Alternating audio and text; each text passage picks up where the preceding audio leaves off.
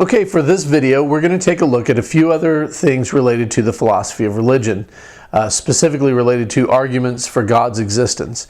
We looked last time at the cosmological argument and the teleological argument.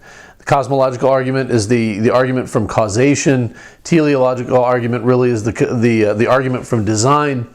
Now we're going to look at what is known as the ontological argument. The ontological argument.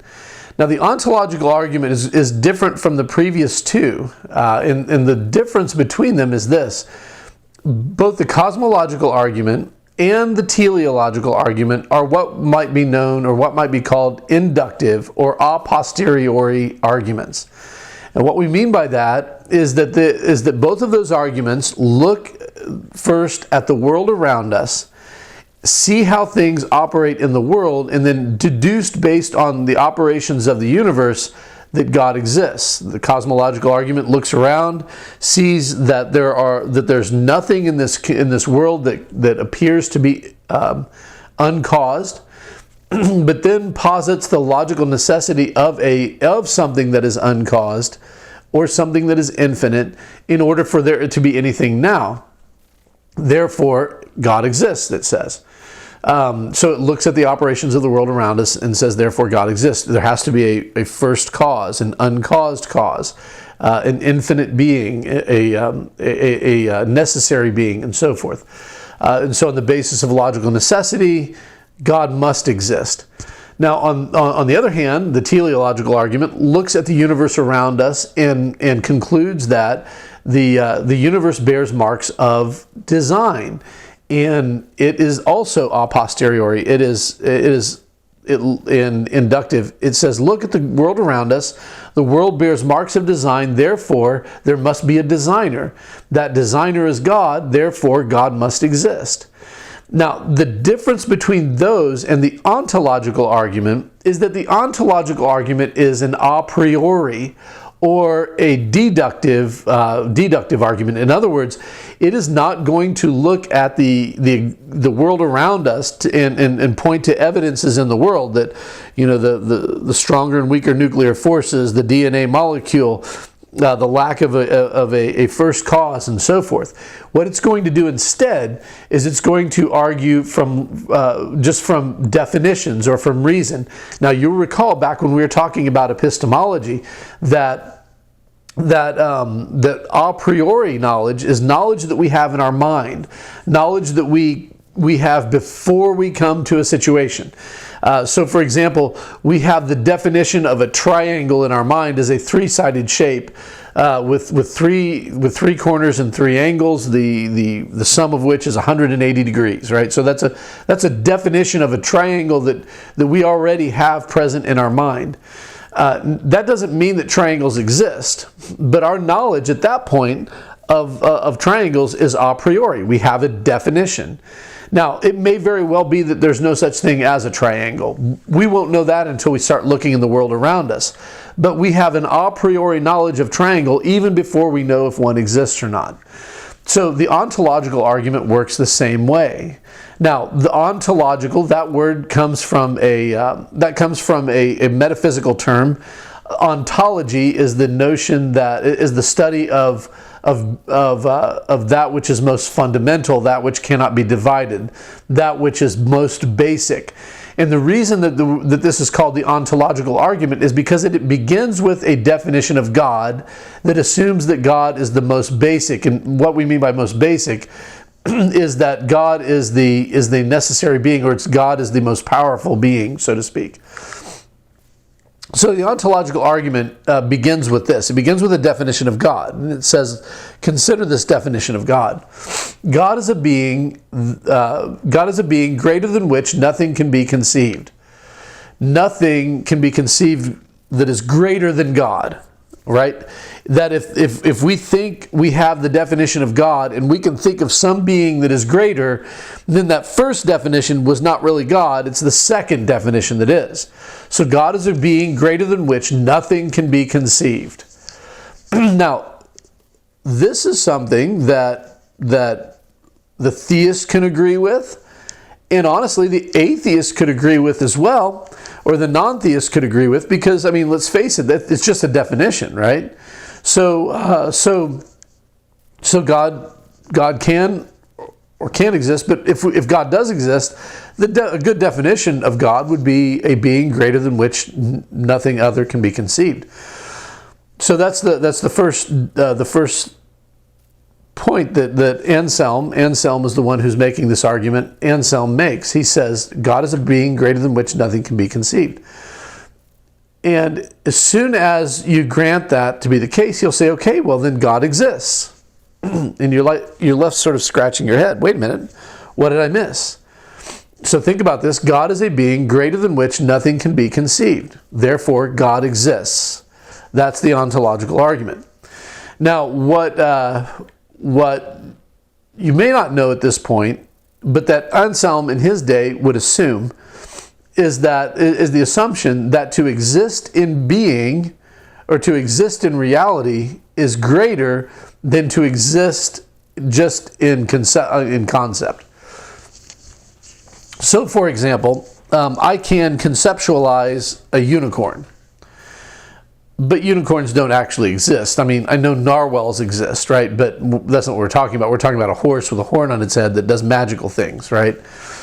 I can conceive of a unicorn, but wouldn't it be better, rather than me just having a conception of a unicorn, wouldn't it be better if that unicorn actually existed? Wouldn't that be greater, that I both have the concept and the beast exists? Well, yeah. So the unstated assumption here is to exist is greater than to not exist, and so that's. So now put Anselm's argument together, right? God is a being greater than which nothing can be conceived. To exist in reality is greater than to exist only as a concept. Therefore, God exists. Now, why? Why? Well, because if you can conceive of a God who is omnipotent, who is omnipresent, who is omnibenevolent, who is omniscient, all-knowing, all-seeing, all-powerful, everywhere at one time, and all good.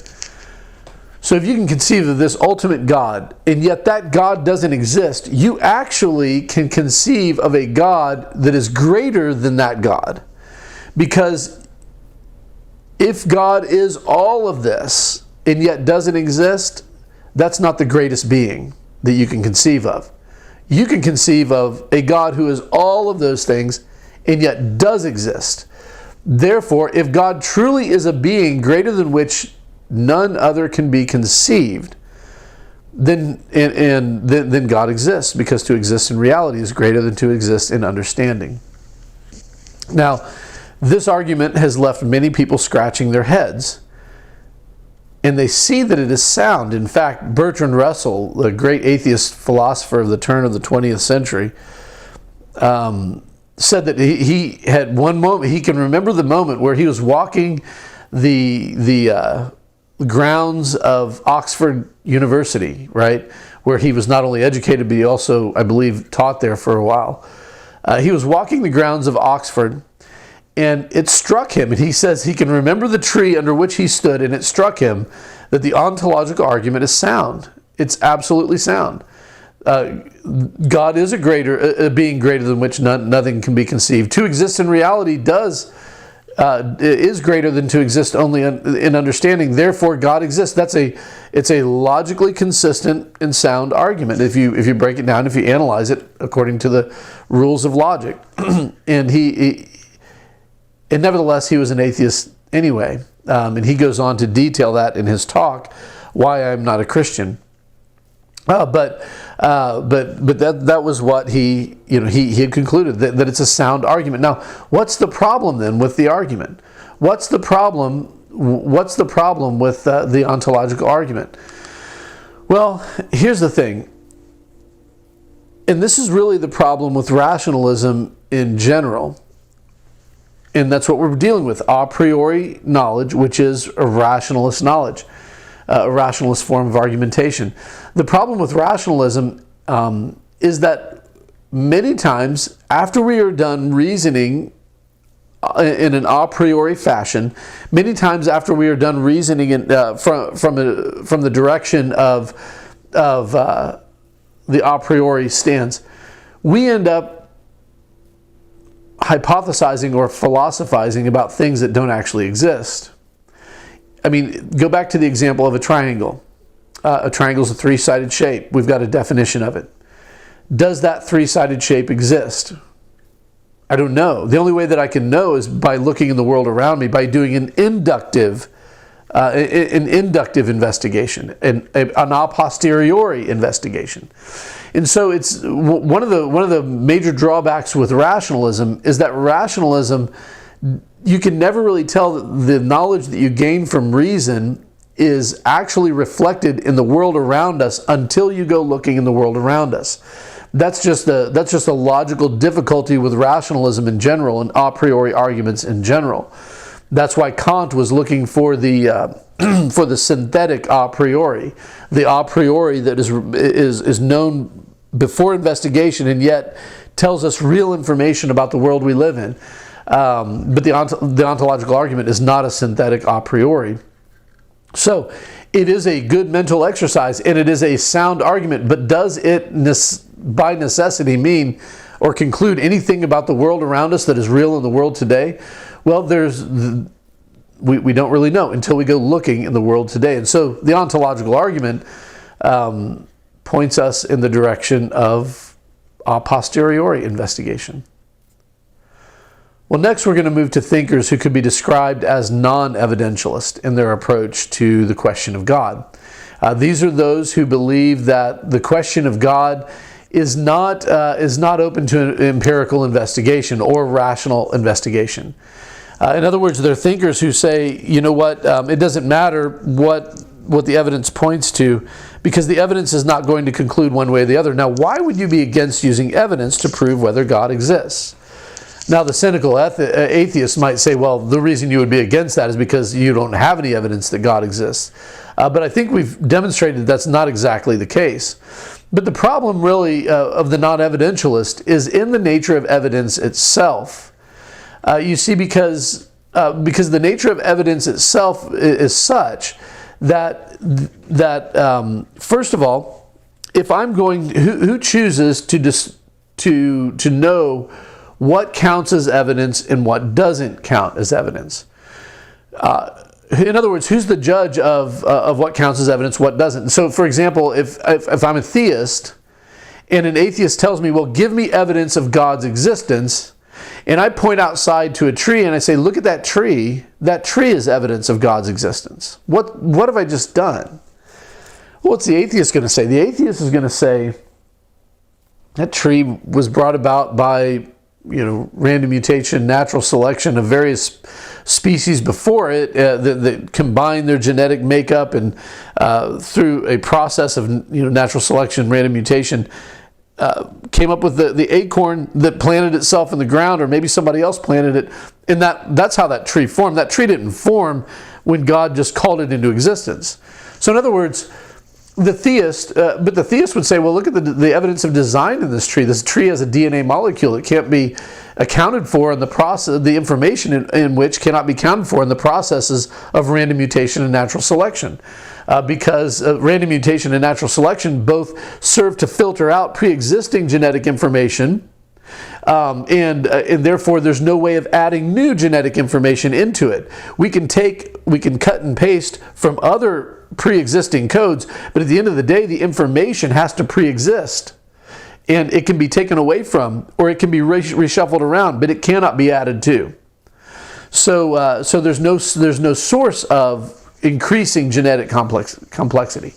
It's always a de-evolution, not an upward evolution. And we could talk about that argument later. But nonetheless, the theist has said, look, this counts as evidence. The non-theist says, look, this doesn't count as evidence. Therefore, who's right? Who gets to decide what counts as evidence? Who gets to decide how the evidence is interpreted? Who does? Well, I do as a theist, or the atheist does as an atheist.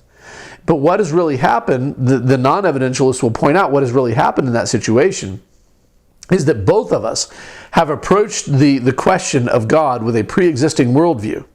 And we have interpreted the evidence or cherry-picked the evidence that we find in order to bolster our own respective arguments. We didn't come at it with an objective mind. We came at it with a mind that was either inclined toward God or either inclined away from God. And we did not approach it from a neutral perspective. So evidence at the end of the day really is a way for you to be justified in your own thinking in what you already believe. It's not really a way to prove one way or the other. That's the point of the non-evidentialist. And we'll look at a couple of these now. The first non-evidentialist argument that we'll look at is what's known as Pascal's wager. Pascal's wager. Pascal was a prominent thinker, a brilliant man. He himself was a theist, but you'll see this from his argument. He's trying to persuade people in favor of theism. However, he's not doing it from the perspective of there's enough evidence or there's not enough evidence. Pascal says, look, here's the point. Here's the deal. You and I, we're not going to be able to ever know whether there's enough evidence for the existence of God or not. There's no way to tell, because there's too much playing toward our either belief or disbelief depending on wherever we've invested ourselves. So how are we going to settle this argument? How are we going to settle this question? Well, according to Pascal, he believes and he asserts that the reasonable man or the rational man will invest his beliefs in the area where it's going to provide the most good for him. So think of it in the form of a grid. Does God exist? Yes or no? Do you believe in God? Yes or no? And the answers of these two questions form 4 potential outcomes. So what are the 4 possible outcomes? Well, Pascal says, if God does not exist and you believe in him, then what do you stand to gain or lose? Because if God does not exist and you believe in him, you're going to lose a few things in your life, right? You're going to go running around as if God did exist. And so you're going to lose some freedoms because you believe that God has told you to do this and told you not to do that. And so you're not going to be able to decide on your own inclinations, on your own impulses, what you should do with your life. Now, Pascal says, but think about that for a moment. That sort of overall restraining effect, is that going to have a positive impact or a negative impact on most people? And Pascal says, well, generally religion, whether true or not, this isn't always true, but generally speaking, religion, whether true or not, helps restrain a person's more aberrant behavior. It helps civilize people, particularly the Christianity or Judaism, both of which tell people, for example, don't steal, don't kill, don't lie, don't commit adultery. These things are basic moral commands that are handed down that actually benefit not only the person doing them as they restrain their impulses to the contrary, but they also benefit society as more people do them, and society can get along better. So if God doesn't exist and you believe in God, you stand to lose a little freedom, but overall, you're going to be in a much better position, morally speaking, and society is going to be in a much better position in general. So religion is a useful thing for enforcing and teaching and enforcing morality. So you'll lose a little bit, but you'll gain at least as much as you lose. On the other hand, if God does not exist and you don't believe in him, then what do you stand to gain and lose? Well, according to Pascal, if God does not exist and you don't believe in him, then you gain your freedom, and there'll be no consequences for your freedom. You can do pretty much whatever you want to do. There's no overarching moral principle that would restrain your behavior. But what is it going to do to you? That's probably going to make you a much less of a likable person. That's probably going to make you a less moral person.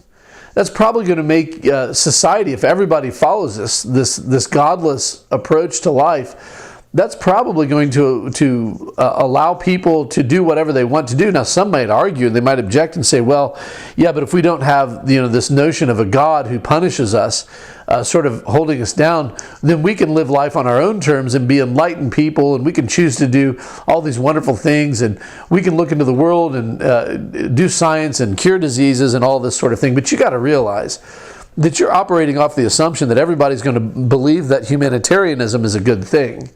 Is that the case? I mean, how many people do you actually know who, just because of their natural affections, would proceed in that direction? Would it not at least stand to argue that many people who did not have morality restraining them would be capable of all kinds of horrific things?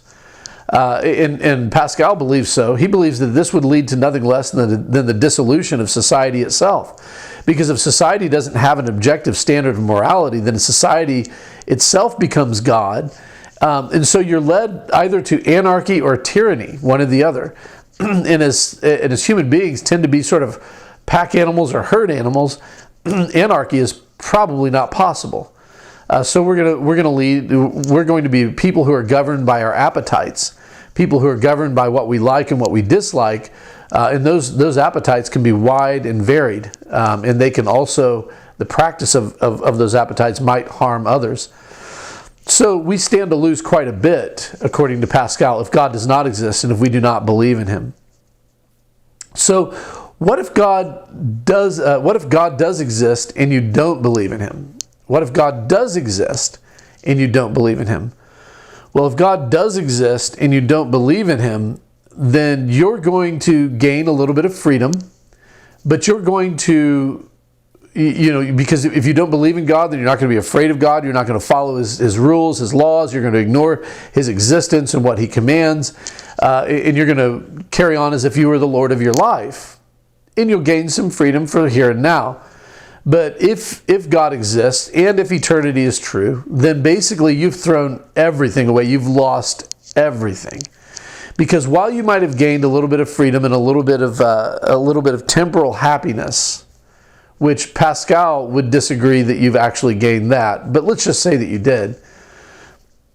When you die and you face God who does exist and you've spurned Him for the entirety of your existence, then whatever divine retribution is held in keeping for eternity, you're going to be experiencing it. You're going to lose everything. Pascal obviously is speaking from the perspective of a Christian tradition, and he basically says, look, you're going to, for a little bit of freedom in the here and now, you're going to trade your eternal soul, which will be cast into a lake of fire for eternity, if you choose to disbelieve in God, and God does in fact exist. So you stand to lose everything. But if God does exist and you believe in Him and you follow Him and you seek to know more about Him, then you will have lost a little bit of freedom, but that was the kind of freedom that was never yours to begin with. That was the kind of freedom that you as a creation should not pursue. That was a freedom that was from God, away from God, when you have been created to go toward God. And so your ultimate fulfillment will be found in following that which you are created for, which is a relationship with God.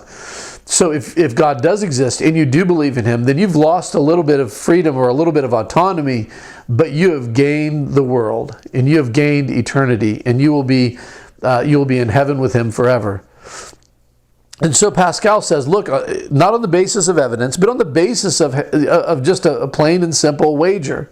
The wise man is going to hedge his bets in the place that he stands to gain the most, especially when it doesn't really cost him a whole lot. So the odds are good and favorable. And here's the thing: if God does exist, or if God does not exist, and you believe in Him, you're going to die and never know the difference anyway. So you've not really lost a whole lot. And so the wise man would apportion his belief to the outcome that is most advantageous for him. In this case, Pascal says, or argues, that believing in God, the investment of faith in believing in God is actually what you stand to gain the most and lose the least. Now, this is all well and good, and it's an interesting argument However, I don't know that it's quite persuasive, and probably many of you who are not theists would agree with me. I am a theist, and I don't think this is really persuasive, because I don't think anybody can talk themselves into believing something that they know at their core they don't actually believe. Just even if it was for the sake of gaining that which you want to gain. So I don't know, but it is an interesting exercise in thought process. Well, the next thinker that we'll look at, or the last thinker that I'm going to look at for this video, is that of Soren Kierkegaard. Soren Kierkegaard was a young Dutch man who grew up in a worldview or in a culture surrounded by Dutch Calvinism. In his age, in his day, the kind of religion that was practiced in the world around him was a very rationalistic approach to religion. It was a very rationalistic approach to the faith. The Calvinist pastors and preachers were often equivalent to philosophers themselves. They were very intellectually minded, and so they brought a lot of philosophy to Christian theology. Here's the thing, though: it tended to be a very dry approach to Christianity. And Kierkegaard was a young, passionate man who reacted strongly against that, because what he saw around him was this stereotypical preacher who's always preaching doom and gloom, and who's always very uptight and stoic, who believes that if you don't have your theological ducks in a row, that you're going to suffer eternal perdition, you're going to go to hell. So you had better spend all of your time learning philosophy, learning religion, so that you can learning the Christian theology, so that you can best defend the faith against any sort of unbelief, even the unbelief in your own heart, and so to speak. Well, needless to say, it was very pietistic, very moralistic, and very dry, very boring. And so he reacted against this. And he looked at as he read his New Testament, he looked and he saw, look, the people here, Jesus here, when he's preaching, is not so much interested. He doesn't stress whether you believe in all 5 points of Calvinism, or whether you have your orders of the decrees of God, the orders of God's decree, in the proper order. He doesn't care whether baptism is by immersion or baptism is by sprinkling. He doesn't go into that. Really, what he goes into are things like justice, like loving your neighbor, like helping those who are in need, and this kind of thing. These actions that are associated with a true religious faith commitment. And so he stresses the difference between objective truth and subjective truth. Kierkegaard says objective truth are those things that you can know in your head. They're the facts. They might be the times and the dates of when particular people in the Bible existed, what they did, and the historicity of it all, and this sort of thing. These are the objective truth. But the subjective truth has to do with how you live those truths out. Do they impact you at such a deep level that they're changing the person that you are? Are you a better person because you believe in Jesus than you otherwise would be? He believes that it's impossible, totally impossible, for us to be neutral on the question of whether or not God exists. And I think he makes a good point here. He believes that here's the thing: if someone asks you, "Does God exist?" you can intellectually and objectively say yes or no, but no matter what you say, you're going to live as if he does, or you're going to live as if God does not exist. There's no possible way to live as if God does exist and God does not exist at the same time in the same way. And so you can't be neutral. You can't straddle the fence. You can't sit in the middle of the road. You have got to commit one way or the other. Yes, God does exist. No, God does not exist. And furthermore, in making this decision, Kierkegaard says, you and I cannot afford to wait around until we have all the evidence in. Well, why not? Well, because people have been studying this question for centuries, for millennia, literally speaking, thousands of years. And even if you learned all the evidence and all the arguments presently, how long is it going to take you? Let alone formulating further arguments and further evidences. How is that going? How long is that going to take you? That's going to take you a lifetime of study. There are PhD courses in philosophy and in theology and in the natural sciences. In all of those things, all of that data bears on the question of whether God exists or not. Are you going to go get PhDs in all of those areas? Certainly we're not going to do that, says Kierkegaard. We don't have time to do that. We've got to eat. We've got to live. We've got to sleep. We've got to go and do other things in our lives and make a living. We don't have time for all of this inquiry.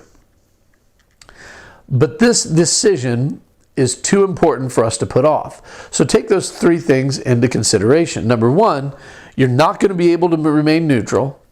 Number two, you can't wait until you have all the evidence. And number three, you cannot put this off, because you're going to make a decision. You're going to live one way or the other. So you're not going to be neutral. You cannot put it off, and there's no time to get all of the evidence. So what do we do from there, says Kierkegaard? What do we do from there? Where do we go from there? Well, Kierkegaard suggests that we make a leap of faith, that we choose to believe, even in the face of evidence to the contrary, that God exists. We choose to believe it, and then not only do we make this leap of faith, but we also live it out in our lives in a radical and passionate way. So that is Kierkegaard's. That's Kierkegaard's his proposal to us. Well, what if I have evidence to the contrary? Well, the problem with evidence to the contrary is that today you might have evidence to the contrary, but 2 days from now you might find different evidence, and then 2 days from there you might find different evidence.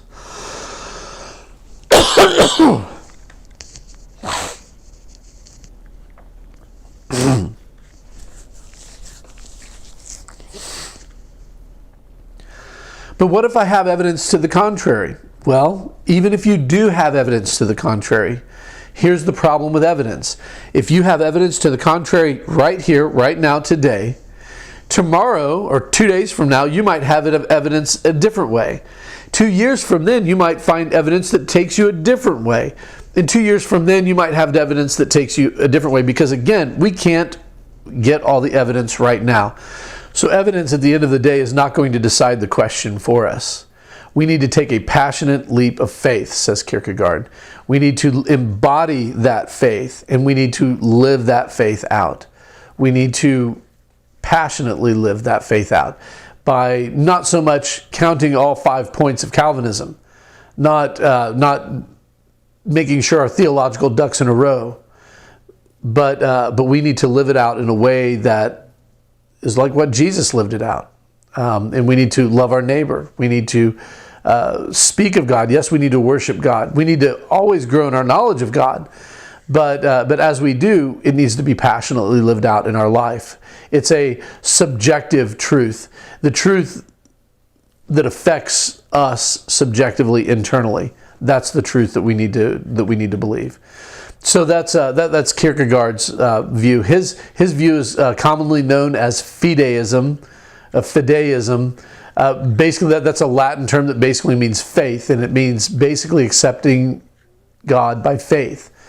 Even when we have evidence to the contrary, even if we don't have any evidence, we just need to take a passionate leap of faith. So that's Kierkegaard.